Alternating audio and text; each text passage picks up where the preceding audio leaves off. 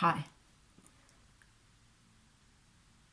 One of the most frequent questions that I read or see or hear is I'm practicing awareness, but the ego keeps slipping up. I keep falling back into unconsciousness or unawareness, or I'm no longer living in the moment as soon as my ego pops up.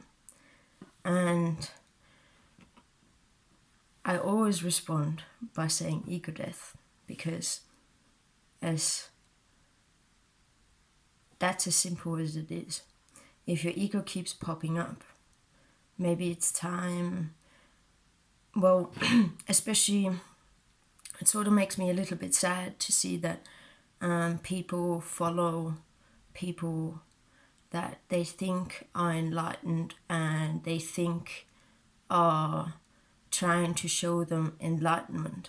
But as soon as one follows another, so be it Eckhart Tolle or Krishnamurti, or as soon as I follow a person I think is enlightened, I immediately block myself from being enlightened, because enlightenment is about you and about you understanding the truth to your life.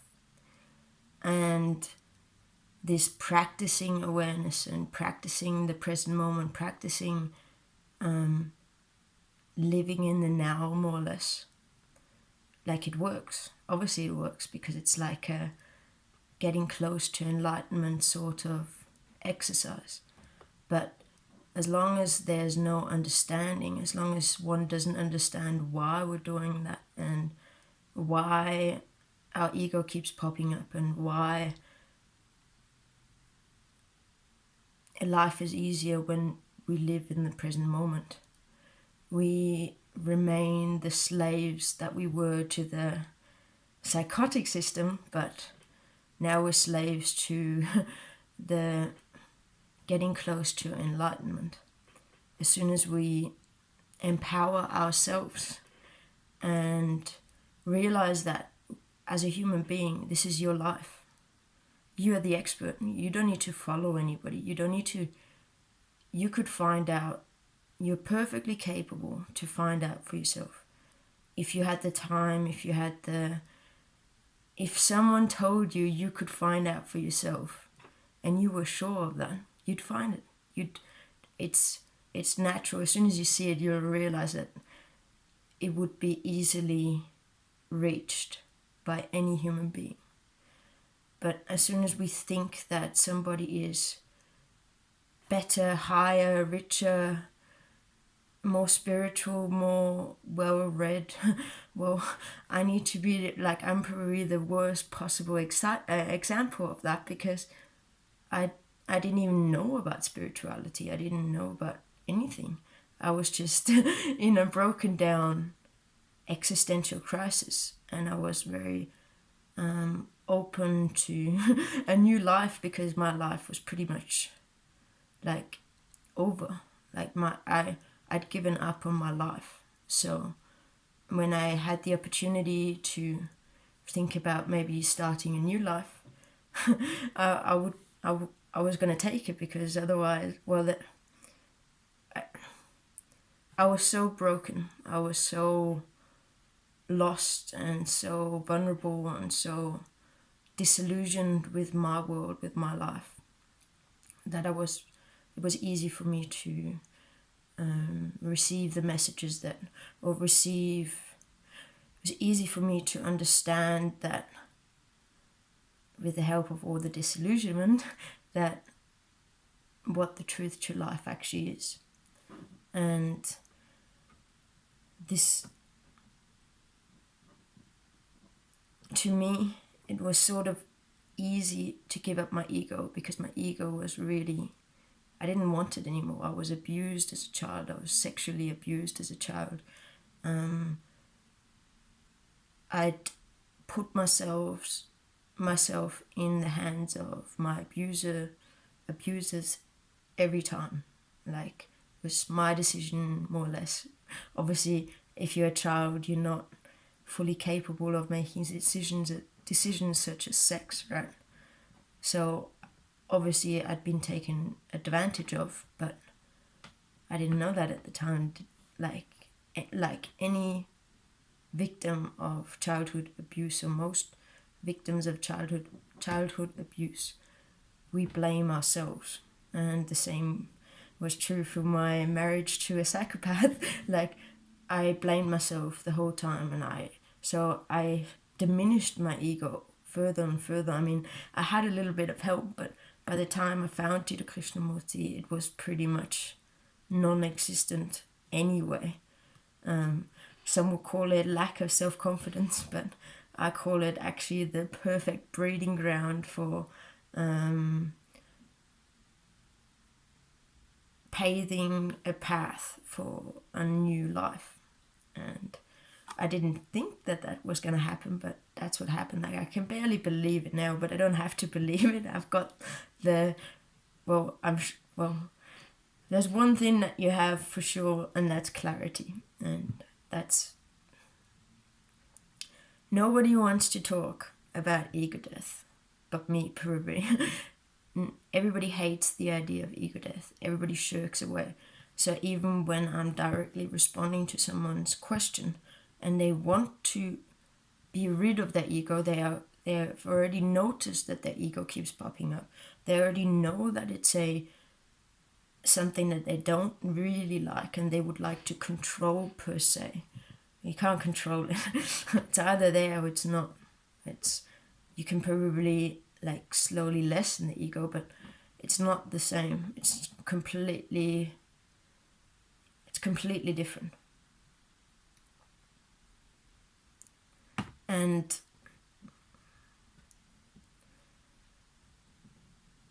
not to keep going on about my life, but I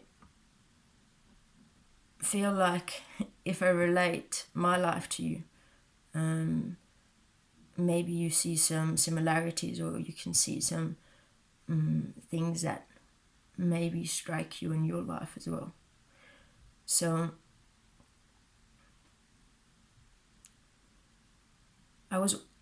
as a child, I didn't find myself in a loving family whatsoever. In fact, I felt like the outsider, which I still am, but I always was the outsider. I didn't really get any love and attention from my family. And as a child, I remember thinking to myself, screw you guys. You don't see who I am. You don't know all the things that I do. One day someone's going to come along and they're going to see me for who I actually am and love me for who I actually am. And that sent me down a path I wish I hadn't gone, but I'm grateful that I went down that path, because it got me into a lot of trouble. And this belief, this idea, blinded me from seeing the reality of things. So I couldn't see that everybody was being abusive to me, and that the way that they were treating me at the time, I thought it was because I was because I was worth less than they were. I accepted that as a fact. So if they treated me like crap, I just went, well, how am I going to make them treat me less like crap? Not, hang on, I'm a human being, and I am treat me like a human being. That's all I'd ever wanted, right? And I couldn't see this as a fact. I saw it as, I've done something to make them not love me. How do I get them to love me back or love me again? But they never actually loved me because they were incapable, or they are incapable of love, which is a pretty hard, I wouldn't have been able to accept that as a child at all. There's no way that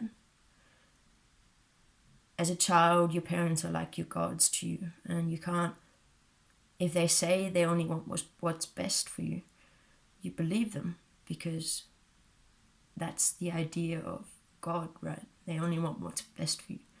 And to find out 31 years later that was never the truth. That was as with many psychopaths, it was a straight up lie, and what they said, they meant the opposite, much like Trump.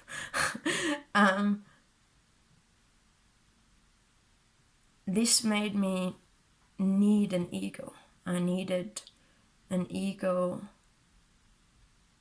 to feel stronger as a helpless child that was not being loved and missing that important component in life. And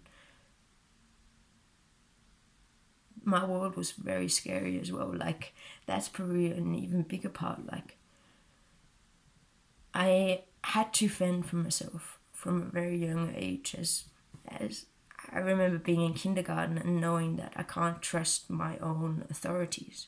So having an ego and being able to trust my own opinions more than my authorities was probably necessary for survival. So, or sanity at least, or maybe insanity later when I was older. But I needed to create this ego to contradict all the negativity that I was bombarded with, more or less. But then as I got older and I became an independent human being, and I earn my own money, I can take care of myself, then this ego that I formed in childhood, that actually had a detrimental effect on my life, because I suffered with severe depression, severe anxiety. I couldn't sleep at night, and this all started in childhood, obviously, because it wasn't that much fun. But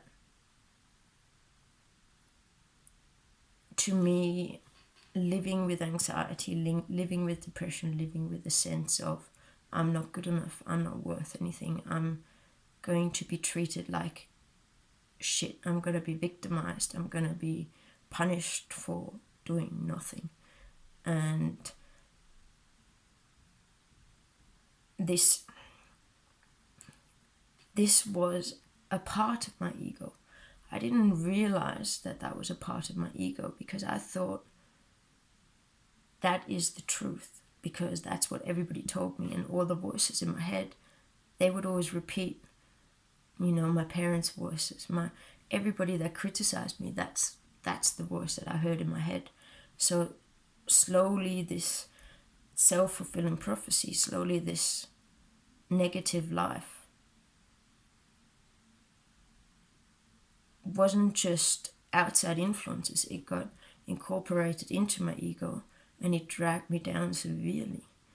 And we don't like talking about ego death, because we've obviously spent our entire life dedicated to our ego.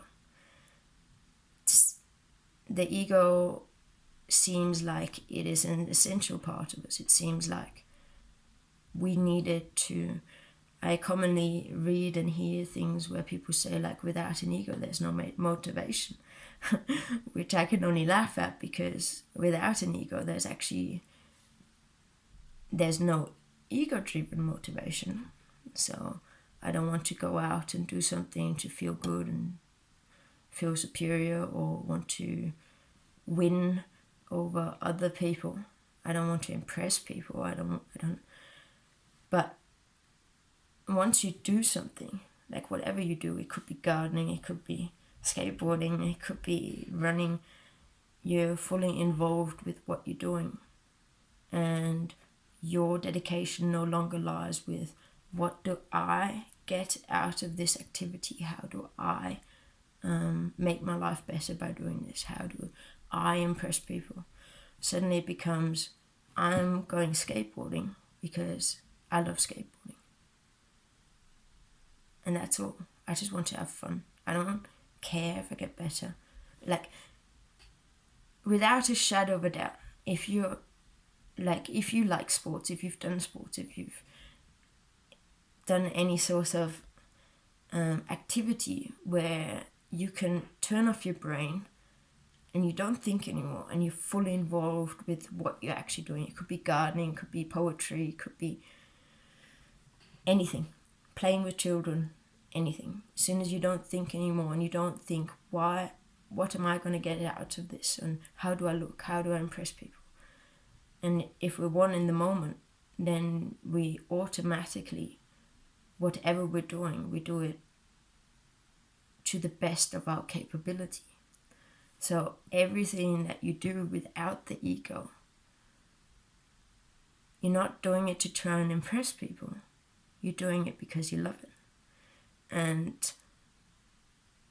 that's a huge, huge change. You'll see that as soon as you get there.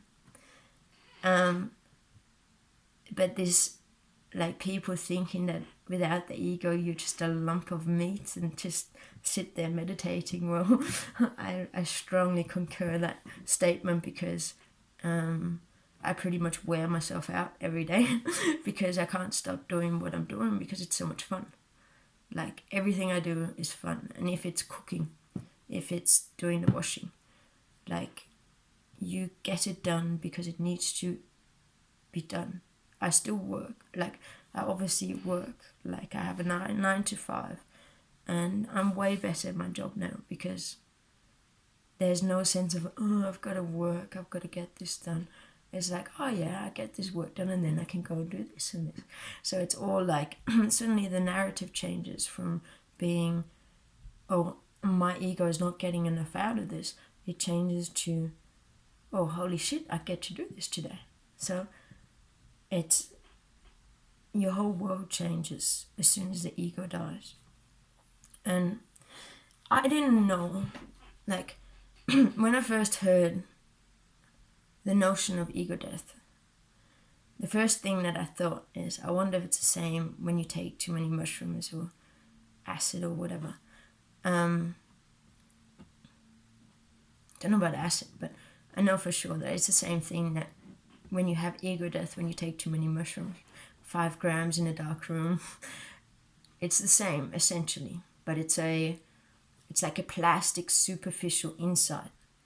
It's the same as when I'm talking to you about doing some sort of sports where you're caught up in the moment.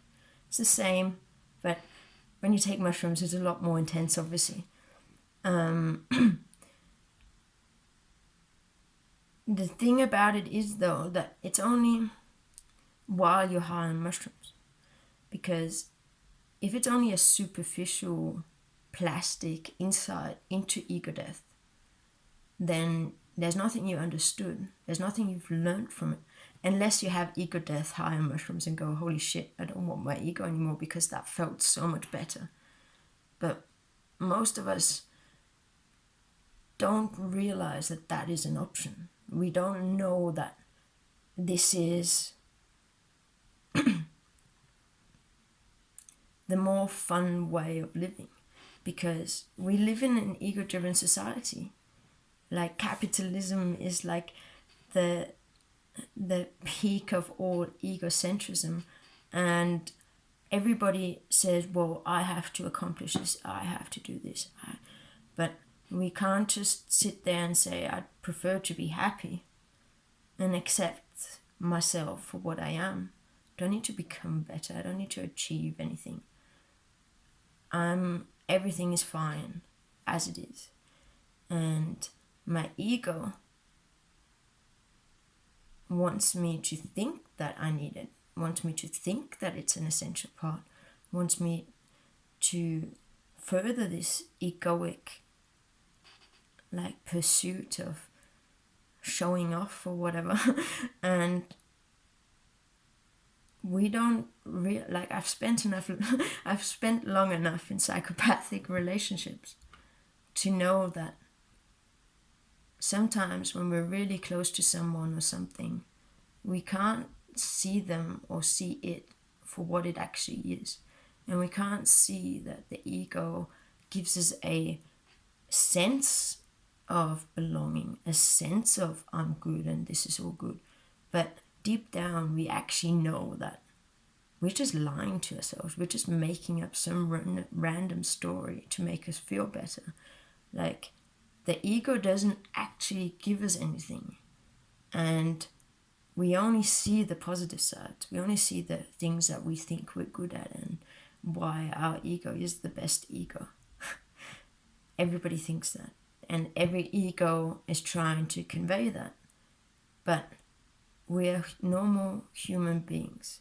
And it's not until we can look at the ego and decide that I don't think I need this superlative, I don't need this idea, I don't need this image, I don't need this unachievable goals and what my ego wants me to be.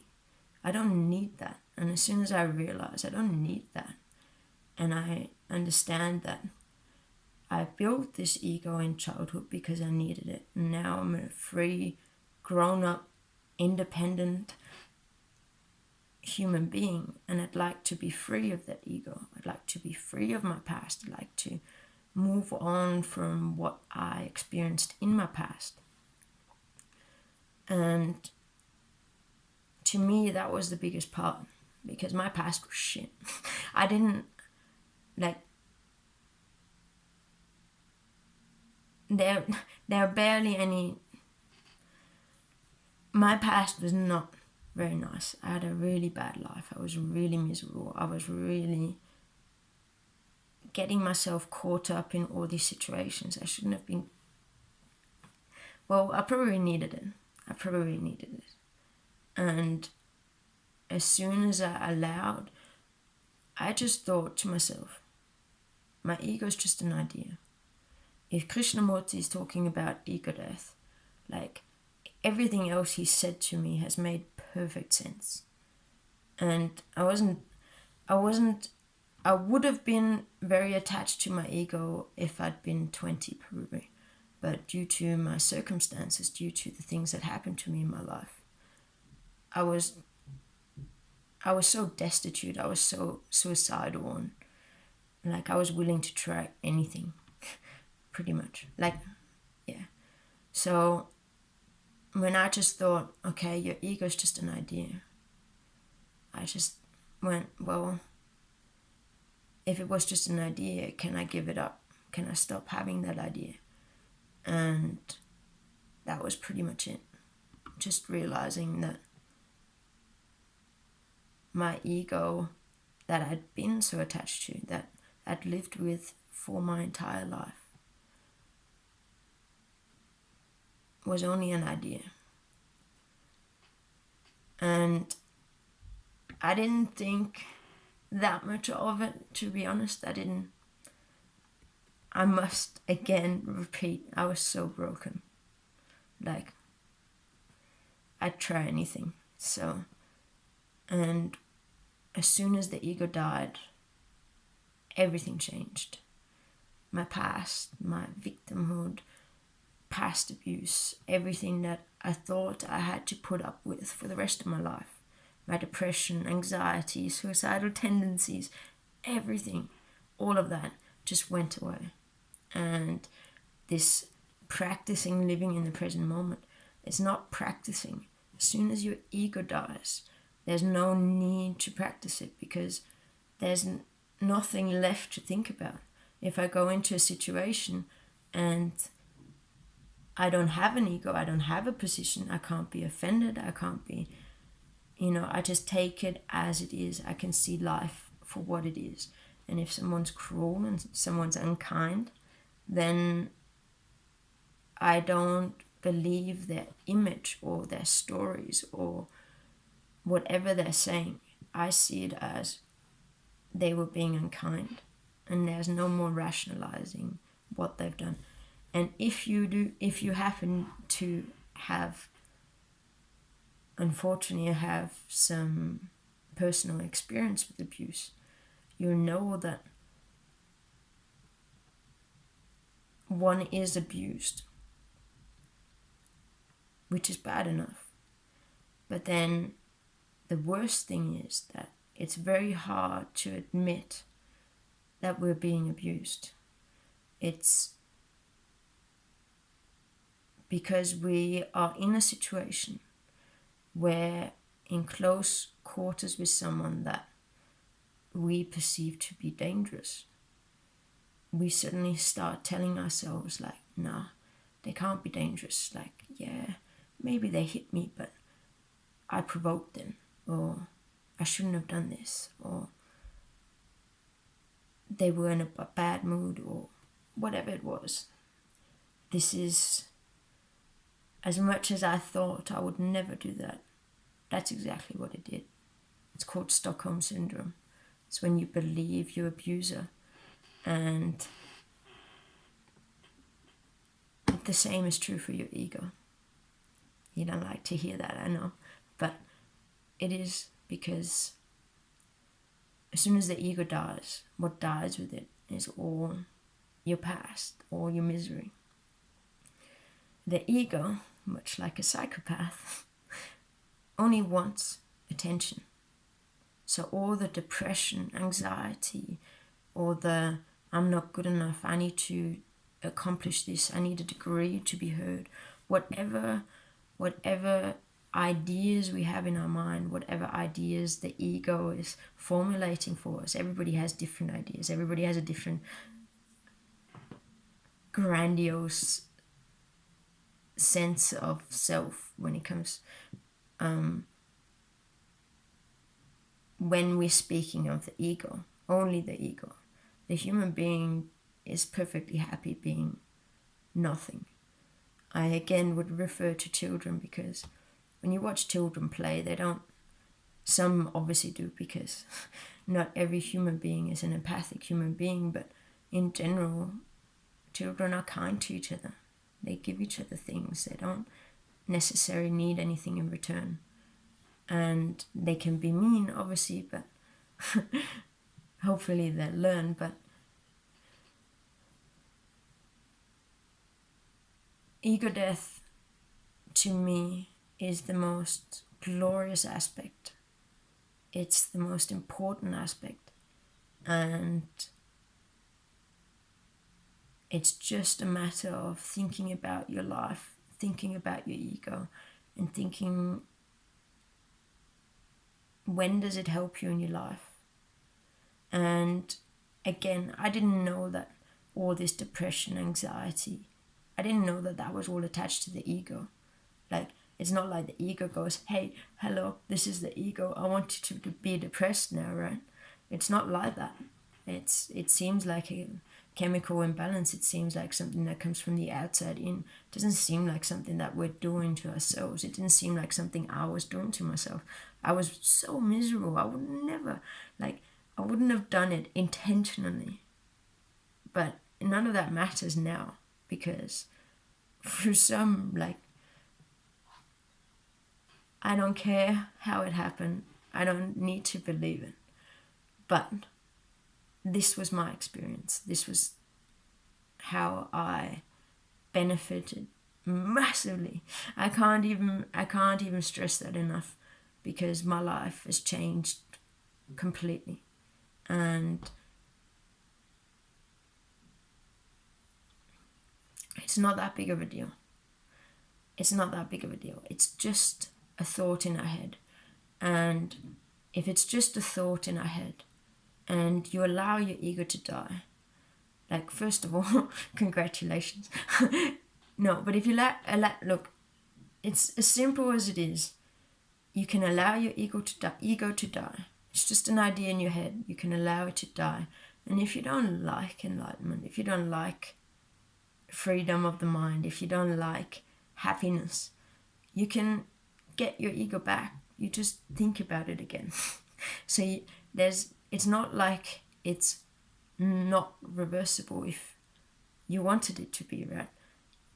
It's just that once you get there, once you allow the ego to die, once you realize that all these petty little issues the ego had with the smallest little interactions and all the hurts and the drama, the conflict, the depression, the anxiety, soon, I didn't understand it till it was gone. If I probably knew that before, I would have probably tried it way earlier. But I'm telling you now so that you can benefit from this and you can have freedom from depression and whatever.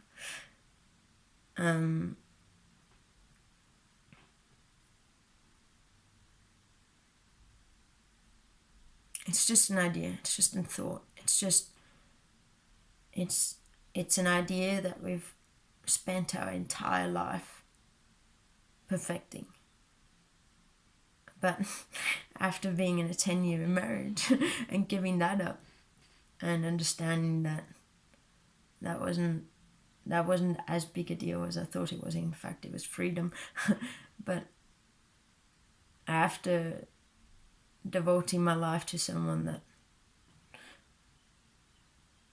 I shouldn't have,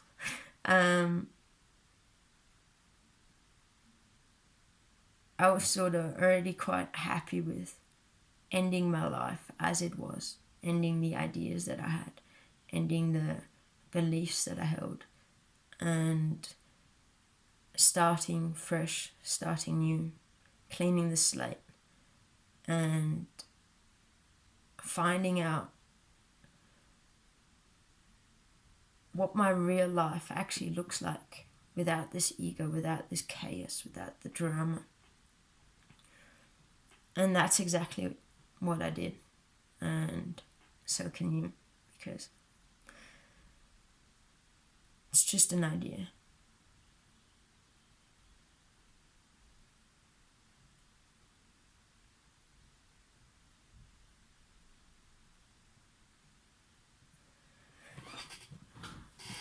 Thank you very much for listening.